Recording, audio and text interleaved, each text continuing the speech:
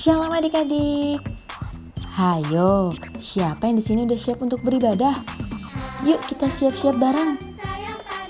Yang pertama, adik-adik harus tetap berpakaian rapi seperti saat ibadah ke gereja. Kemudian persiapkan hati dan Alkitab kalian ya. Lalu, gak boleh sambil makan, minum, atau main-main adik-adik. Harus fokus ya. Lalu tetap duduk diam dan jangan tiduran. Nah, sekarang kita udah siap. Yuk kita mulai ibadahnya. Selamat beribadah adik-adik. Tuhan Yesus memberkati.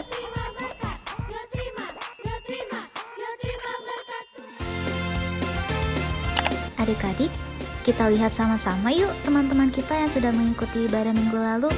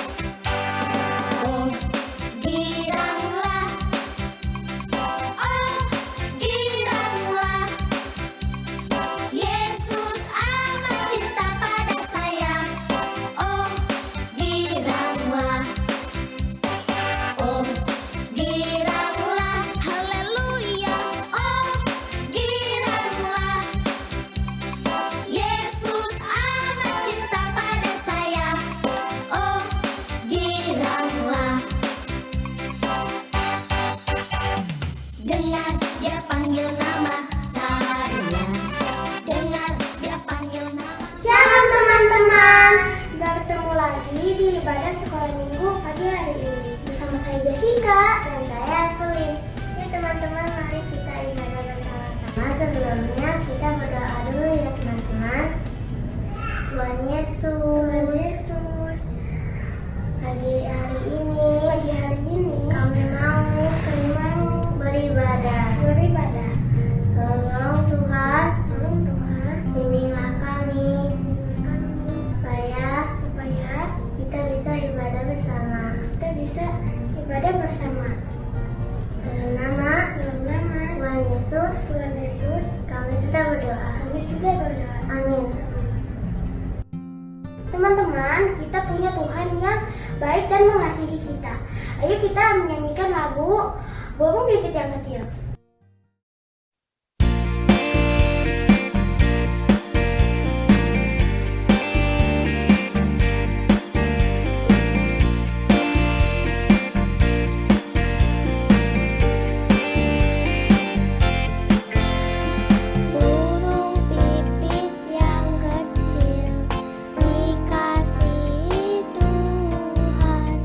Terlebih diriku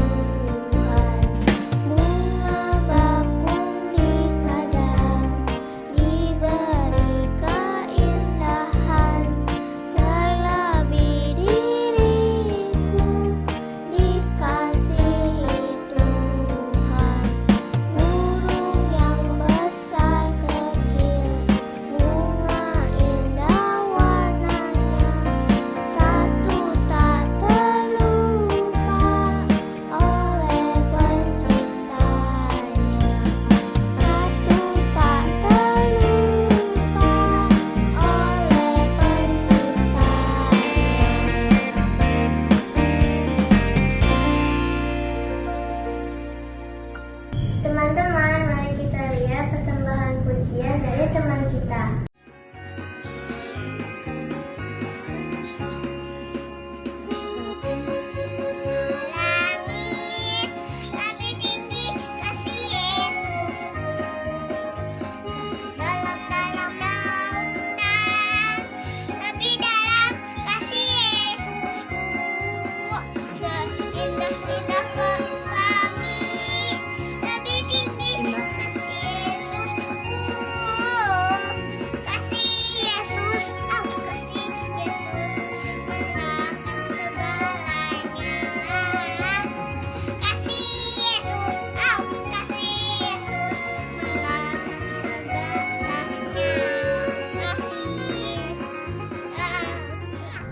Terima kasih teman-teman yang sudah mempersembahkan pujian Tuhan Yesus memberkati. Sekarang kita akan belajar firman Tuhan bersama Kak. Sebelumnya kita akan menyanyikan Yesus Sahabatku.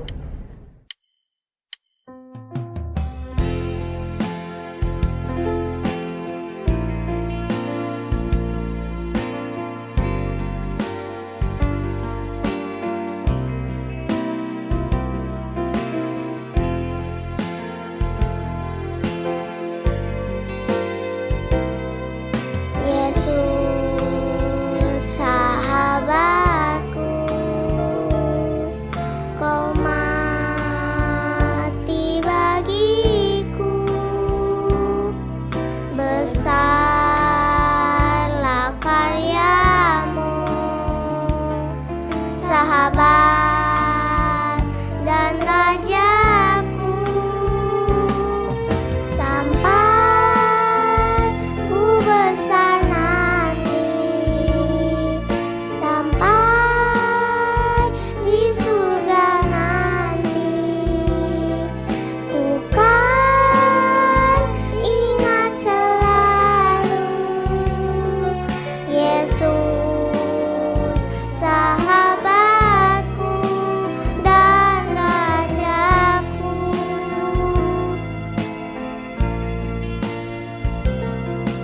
Yesus sahabatku, kau mati bagiku, besarlah karyamu. Sahabat dan rajaku, sampai ku besar nanti, sampai di surga nanti, ku kan ingat selalu Yesus sahabatku dan rajaku.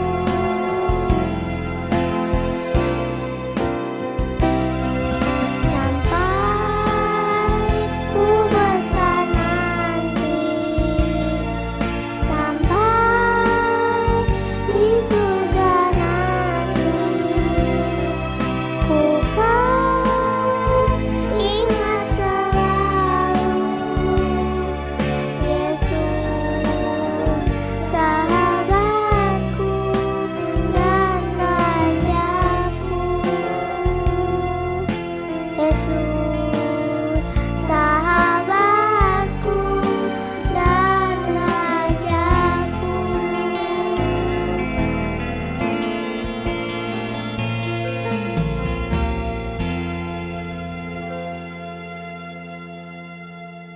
Shalom, selamat pagi adik-adik.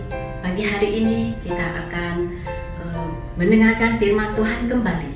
Kita berdoa dulu adik-adik ya. Yuk. Tuhan Yesus, terima kasih kalau pada pagi hari ini Tuhan, kami memuji Tuhan, memuliakan nama Tuhan, bahkan kami mau mendengarkan firman-Mu Tuhan. Tuhan Yesus, berkatilah firman Tuhan yang akan disampaikan pada pagi hari ini. Berkatilah kami semua Tuhan. Urapi kami oleh Roh-Mu yang kudus Tuhan, sehingga kami menyampaikan firman Tuhan tidak menjadi sia-sia, sehingga anak-anak juga boleh diberkati dan boleh mengerti, merenungkan, dan melakukannya Tuhan. Terima kasih Tuhan Yesus. Haleluya. Amin. Adik-adik, ada kisah orang kaya dan yang miskin. Kita bahas dulu si orang kaya, ya adik-adik. Ada seorang kaya yang selalu berpakaian jubah ungu dan kain halus, dan setiap hari ia bersukaria dalam kemewahan. Nah, adik-adik, kalau orang kaya itu punya segalanya.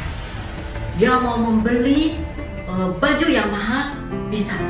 Dia mau membeli makanan yang enak pun bisa. Ya. Bahkan mereka selalu berpesta pora, menghambur-hamburkan hartanya, kemewahannya. Tetapi satu hal adik-adik, dia tidak peduli kepada orang miskin atau pengemis. Ya. Lalu ada si pengemis, adik-adik ya. Dan ada seorang pengemis bernama Lazarus. Badannya penuh dengan borok, berbaring dekat pintu rumah orang kaya itu, dan ingin menghilangkan laparnya dengan apa yang jatuh dari meja orang kaya itu. Malahan anjing-anjing datang dan melihat boroknya. Adik-adik, orang kaya ini, orang miskin ini adik-adik seperti Lazarus, ya. Dia bukan malas bekerja adik-adik, tetapi dia sedang sakit. Tubuhnya penuh luka dan borok adik-adik. Ya. Pada saat itu orang kaya sedang mengadakan pesta perjamuan makan, dan Lazarus berada di depan pintu rumah orang kaya itu. Lalu si Lazarus ini masuk ke dalam rumah orang kaya itu, lalu memungut remah-remah yang jatuh dari atas meja. Tetapi apa yang terjadi adik-adik? Anjing-anjing menghampirinya dan menjilati boroknya. Lalu kemudian matilah orang miskin itu. Lalu dibawa oleh malaikat-malaikat ke pangkuan Abraham. Nah, ketika Lazarus mati di alam mautnya adik-adik, dibawa oleh malaikat-malaikat ke pangkuan Abraham. Tetapi tidak lama kemudian orang kaya itu juga mati. Lalu dikubur, dan sementara ia menderita sengsara di dalam maut, ia memandang ke atas dan dari jauh dilihatnya Abraham dan Lazarus duduk di pangkuannya. Lalu ia berseru, katanya, "Bapak Abraham, kasihanilah aku. Suruhlah Lazarus supaya ia mencelupkan ujung jarinya ke dalam air dan menyejukkan lidahku, sebab aku sangat kesakitan dan dalam nyala api itu." Tetapi Abraham, adik-adik ya, berkata, "Anak, ingatlah bahwa engkau telah menerima segala yang baik sewaktu hidupmu, sedangkan Lazarus segala yang buruk. Sekarang ia mendapat hiburan dan engkau sangat menderita. Selain daripada itu, dia di antara kami dan engkau terbentang jurang yang tak terseberangi, supaya mereka yang mau pergi dari sini kepadamu, ataupun mereka yang mau datang dari situ kepada kami, tidak dapat menyeberangi." Kata orang itu lagi memohon lagi kepada Abraham, "Kalau demikian, aku minta kepadamu, Bapa, supaya engkau menyuruh dia ke rumah ayahku, sebab masih ada 5 orang saudaraku, supaya ia memperingati mereka dengan sungguh-sungguh agar mereka jangan masuk kelak ke dalam tempat penderitaan ini." Nah, tetapi Abraham berkata, ada pada mereka kesaksian Musa dan para nabi. Baiklah mereka mendengarkan kesaksian ini. Adik-adik, mereka perlu tidak dikasih tahu. Karena apa adik-adik? Mereka akan melihat kesaksian Musa atau para nabi, dan mereka akan bertobat. Tetapi kalau tidak melihat atau tidak mendengar, mereka tidak akan bertobat, adik-adik. Ya. Nah, lalu jawab si orang kaya yang mati tadi, adik-adik. Ya. Tidak Bapak Abraham. Tetapi jika ada seorang yang datang dari antara orang mati kepada mereka, mereka akan bertobat.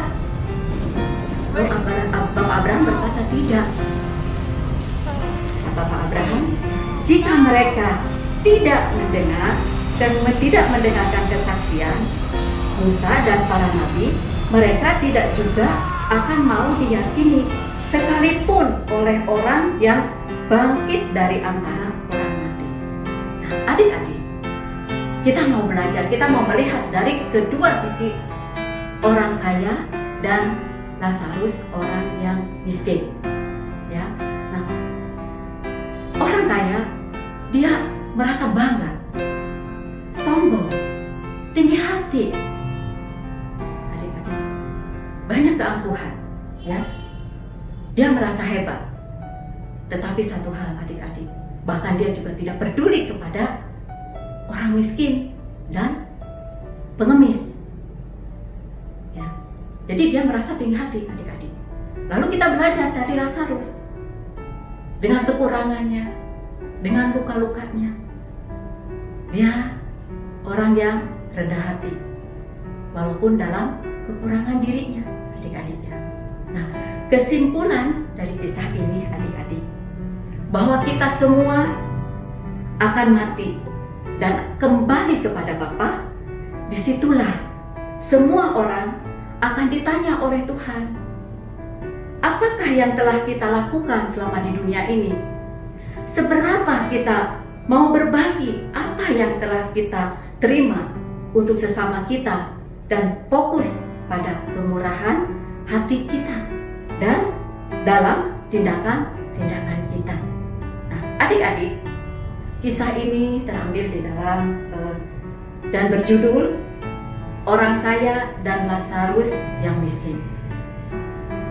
Bahan cerita Lukas 16 ayat 19 sampai 30. Ayat hafalan Lukas 16 ayat 29b berkata, baiklah mereka mendengarkan kesaksian itu. Nah, adik-adik, demikian firman Tuhan. Biarlah kita mau belajar dari kisah ini adik-adik ya, supaya kita tidak menjadi anak-anak yang sombong, tidak menjadi anak-anak yang tinggi hati, tetapi kita mau belajar menjadi anak-anak yang rendah hati. Ya. Nah, adik-adik, firman Tuhan sudah selesai. Sampai di sini kita akan berdoa. Tuhan Yesus, terima kasih atas firman-Mu pada pagi hari ini Tuhan. Kami mau belajar Tuhan, supaya kami menjadi anak-anak yang rendah hati, tidak sombong, dan kami menjadi anak-anak Tuhan yang setia kepada Tuhan dan takut akan Tuhan. Dan kami juga mau belajar Tuhan kepada Lazarus ya Tuhan, yang begitu rendah hati di dalam kekurangannya Tuhan, di dalam kemiskinannya Tuhan. Kami mau belajar berbagi, kami mau belajar memberi Tuhan, karena kami percaya bahwa di mana kami boleh meyakini Engkau akan memberkati kami. Terima kasih Tuhan Yesus, kami sudah berdoa dan mengucap syukur. Haleluya, amin. Terima kasih, Tuhan Yesus memberkati. Ibadahnya udah selesai nih adik-adik. Jangan lupa tetap jaga kesehatan dan patuhi 5M ya. Selalu memakai masker, rajin cuci tangan pakai sabun, menjaga jarak, menjauhi kerumunan, dan tetap di rumah aja. Untuk papa, mama, dan adik-adik yang sedang memerlukan dukungan doa dapat menghubungi guru kelas masing-masing melalui WhatsApp ya. Sampai bertemu lagi di ibadah minggu depan adik-adik. Tuhan Yesus memberkati.